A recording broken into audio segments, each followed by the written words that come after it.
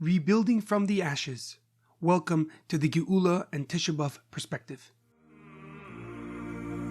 We built the temple and the crown of glory. Years gone by, about 60. We were burned in the oven in the century, and the gas tried to choke, but it couldn't choke me. The Tisha B'Av and Geula Perspective is in loving memory of Edward Ben Sarah, whose yahrzeit is today on Tisha B'Av. May his soul be uplifted and may his memory be a blessing for his entire family. Tisha B'Av, the 9th of Av, a day that we mark as the most somber and sad day in our calendar, a day that many horrible incidences occurred throughout our history. The destructions of the first and second Beis Hamikdash, as well as the final battle of Betar, which over 500,000 Jews were killed. The expulsions of Jews from both England and Spain, the beginning of World War I, and the approval of the final solution in Germany, just to mention a few. Our great rabbis set the Shabbos before Tisha B'Av as Shabbos Chazon, the Shabbos of vision, to prepare us for this most sombering of days. The name Shabbos Chazon, the Shabbos of vision, stems from the opening words of last week's Haftarah, Chazon Yeshayahu, the vision of Yeshayahu the prophet. He prophesies the immense amount of tragedies and horrific destruction that will befall the Jewish people, but the Haftarah ends off on an uplifting note. Yeshayahu envisioning the reinstitution of the Jewish kingdom and the ultimate redemption. The holy Rebbe Levi Yitzchak of Bardichev, known as the lawyer of the Jewish people, offers an alternative interpretation of Shabbos Chazon and Tisha B'Av. He explains that on this day every Jew is granted a vision from afar of the third and final Beis Hamikdash, similar to Moshe Rabbeinu's vision of the land of Israel in this week's Torah portion, Parsha Ve'eschanan. Rebbe Levi Yitzchak raises a profound question. Jewish law forbids the destruction of even a small piece of the Beis Hamikdash, of the temple, let alone its complete destruction. How then could God seemingly contradict his own mitzvah, his own commandment, and allow the Beis Hamikdash to be destroyed?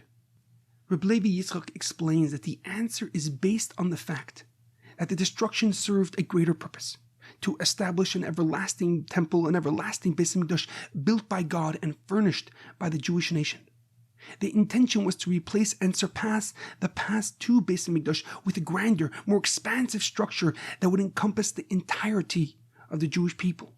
According to Rebbe Levi Yitzchak, the destruction was in essence a step towards the rebuilding and reestablishment of the Beis Hamikdash, of the temple of the Jewish kingdom.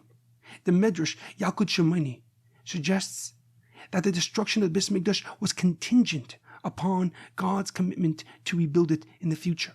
And this implies that the act of destruction was the initial phase of its eventual renewal, of its eventual restoration. Accordingly, the construction of the third temple, of the third Beis Hamikdash, did not wait some distant future. It began immediately after the destruction of the second temple, the second Beis Hamikdash. The purpose of its destruction was to allow God to rectify it, to allow God to refine the Beis Hamikdash and transform it into an eternal structure built by Him, transcending the limitations of human existence. And this thought process is similar to our Gullus, our exile. The process of our Geula, of our redemption, began with the start of the exile.